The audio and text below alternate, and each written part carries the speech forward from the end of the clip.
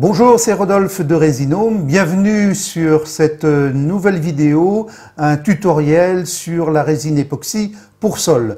Nous allons voir aujourd'hui comment rénover un sol, en l'occurrence la vidéo d'un entrepôt, d'un magasin, mais c'est aussi valable pour tous vos supports en béton, carrelage ou autres.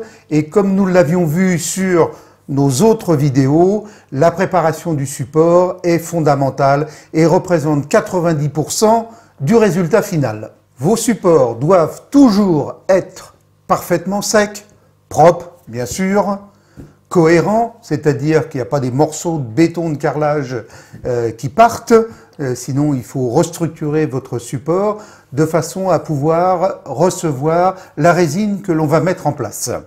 Vous devez veiller à la bonne absorption de votre support. Si c'est un béton neuf ou ancien, vous allez faire le test de la goutte d'eau, c'est-à-dire que vous mettez une goutte d'eau sur votre support et vous voyez en combien de temps cette goutte d'eau va être absorbée. Il ne faut pas qu'elle soit absorbée ni trop vite, ni trop lentement. Sinon, nous allons adapter notre préparation du support de façon à le rendre un peu plus poreux, ou alors de mettre un primaire pour stabiliser l'ensemble. Cette goutte d'eau doit être absorbée dans les 2 minutes. Si effectivement elle est absorbée trop rapidement, on va mettre un primaire époxy pour fond absorbant. Si elle perle et elle n'est pas absorbée dans les 2 minutes, eh bien on mettra un primaire époxy pour fond non absorbant. Si nous avons affaire à un vieux béton qui est taché, qui a de la pollution, de la graisse, des choses comme ça, on ne partira pas tout de suite sur une résine, sinon nous allons à la catastrophe et votre résine ne tiendra pas. Par endroits, elle va peler, elle ne tiendra pas. Donc si on met une résine sur du gras, sur une pollution ou sur tout autre support qui sera non absorbant, eh bien nous allons à l'échec. Donc, je le répète à nouveau et à nouveau, 90% de votre résultat va être la préparation de votre support. Cette préparation va constituer, si besoin est, un surfaçage, c'est-à-dire qu'à l'aide d'une surfaceuse à disque diamant, vous allez nettoyer en superficie, plus ou moins profond, bien sûr, en fonction de la pollution, votre béton, de façon à le rendre parfaitement propre et apte à recevoir votre résine de finition.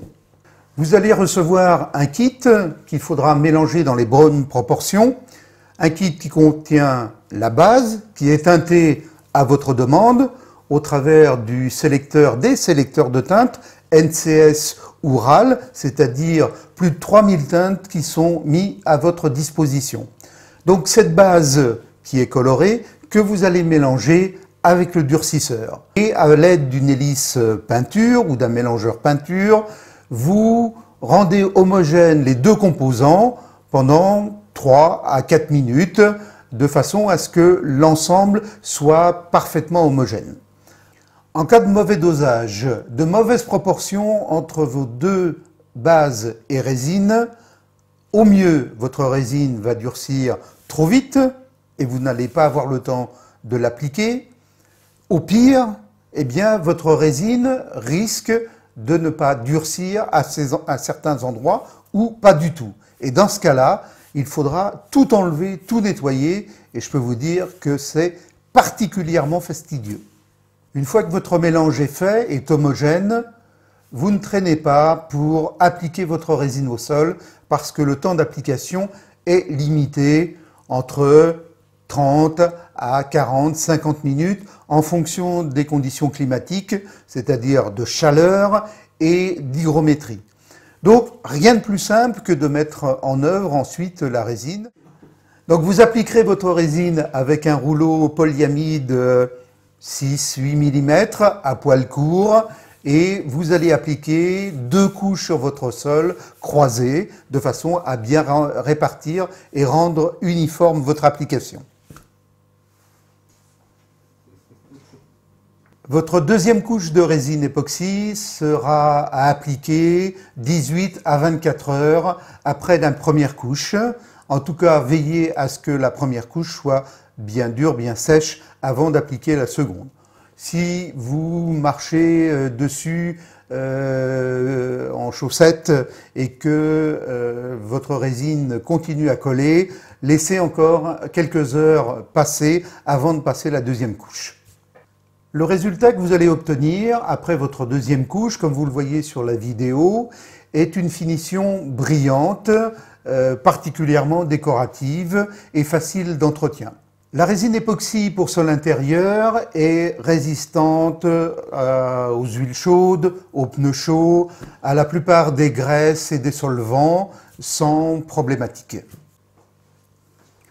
Dans le cadre d'une pièce domestique, chambre, salon, et vous avez appliqué une résine époxy spéciale sur l'intérieur et l'effet est trop brillant pour vous, vous pouvez modifier l'état de surface en appliquant le vernis de protection, soit mat ou satin.